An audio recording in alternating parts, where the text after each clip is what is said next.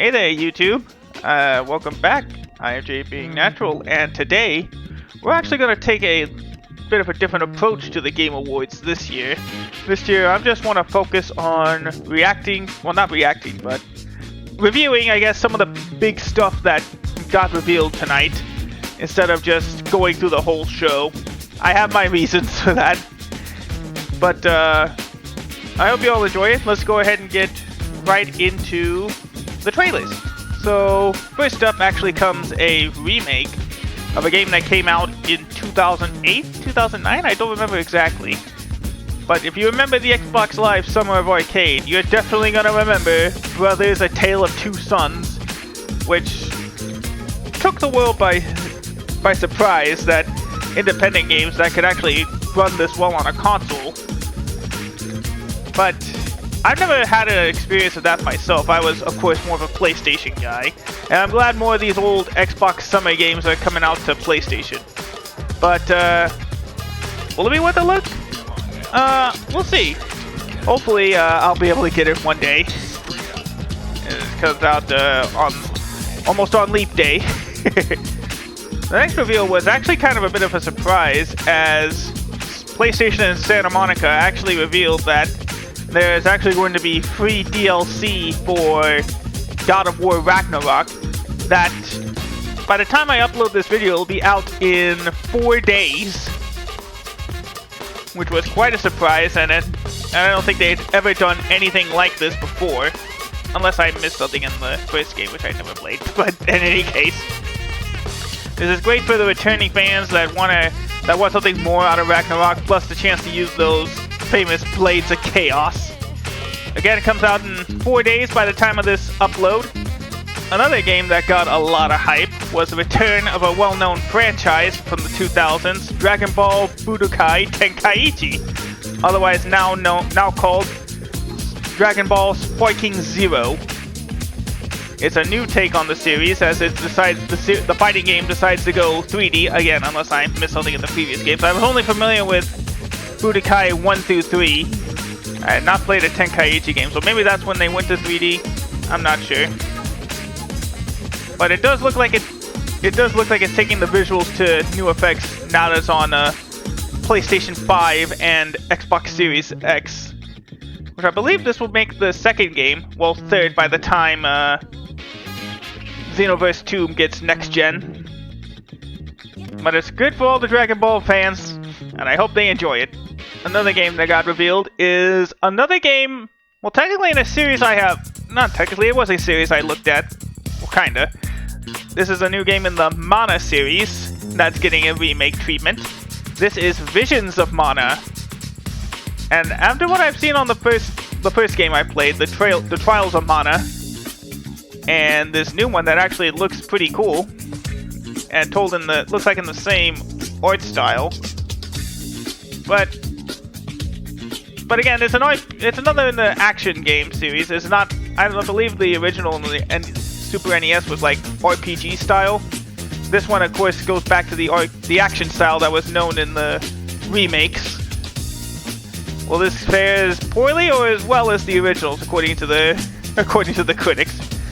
Only time will tell. Something else that got a bit of attention is actually a standalone game in the Dead by Daylight series, and it's actually being developed by Supermassive Games. It's called The Casting of Frank Stone. Now, I haven't played, again, Dead by Daylight in a long time. Even when the series went free to play and available on PlayStation Plus, I never took a look at it. I only took like 1 or 2 looks at it myself. But I do now have friends in the Dead by Daylight series. But since this is a single-player adventure, if it gets available on PlayStation Plus by a Halloween, I'll definitely look at it as a horror game. But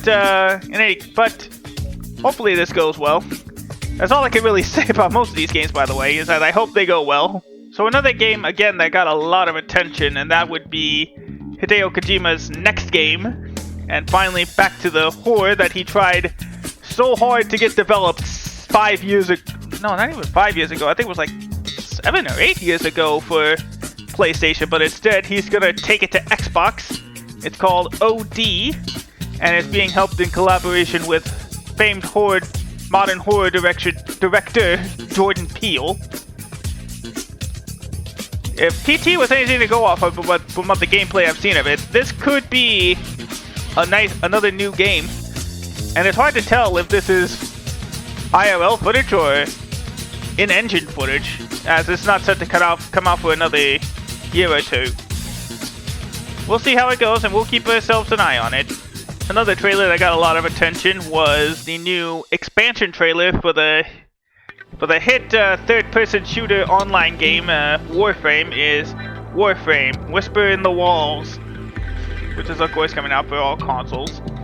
I do have a lot of friends that are interested in the Warframe series, so it's nice to see another new expansion to the series. Don't believe it'll be free, of course. And I have not played Warframe in years. Just like a lot of the games, I have not played it in years. But I'm happy that my friends in the series can get a bit more love in it. Hopefully they'll be able to enjoy it when it comes out later next year. Another DLC trailer that got a lot of attention is the Final Fantasy 16 DLCs. Yes, 2 new DLCs that got announced tonight. In fact, the first one, Echoes of the Fallen, is out now. So if you have Final Fantasy 16 and a PS5, well, strike it, reverse it, PS5 and Final Fantasy 16, you can get Echoes of the Fallen, pay for it now. And the next DLC, which was set to come out in the spring, which would be The Rising Tide. But thankfully it's more content that you love. Again, if you're a fan of both Final Fantasy and Devil May Cry, this is definitely the game for you. And it is definitely the experience you should not miss for PlayStation owners. PC owners, you may have to wait until 2024 to experience this yourself, because the PlayStation exclusivity window ends on December 31st. So that ends in 3 weeks. We'll see what'll happen there. But it is definitely worth the purchase. Finally, the last trailer that was shown tonight was a surprising one, in fact, was the first look at the new Monster Hunter game that came out that will come out in 2025, Monster Hunter Wilds, which I believe would be a direct sequel to Worlds and Iceborne. Hard to say though at this point, it is very early on. This was just a reveal trailer, and we're not getting it until 2025. But it is nice that they will now natively bring this to PlayStation 5 and Xbox Series and PC instead of just starting it off on Switch. So that's why I feel it's more of a direct sequel to Worlds instead of Rise.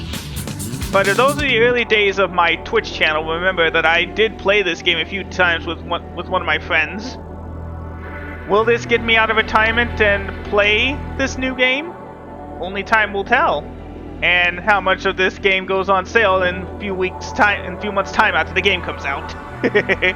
So that is the major trailers that I feel are the ones to keep an eye on for the next couple of years. We hopefully we'll learn more about this. So thank you so much for watching this video. I am sorry this wasn't a full-on react to the entire thing. I know some of you wanted to see that, but hopefully this will be a nice substitute. And yeah, thank you. Hopefully, well, maybe if this does well, I'll do another one of these types of videos where I just record something that's on my mind. Hopefully it'll go well. Thank you so much for watching. Have yourselves a great rest of the day, and I will see you all in the next video. Take care, everybody, and goodbye.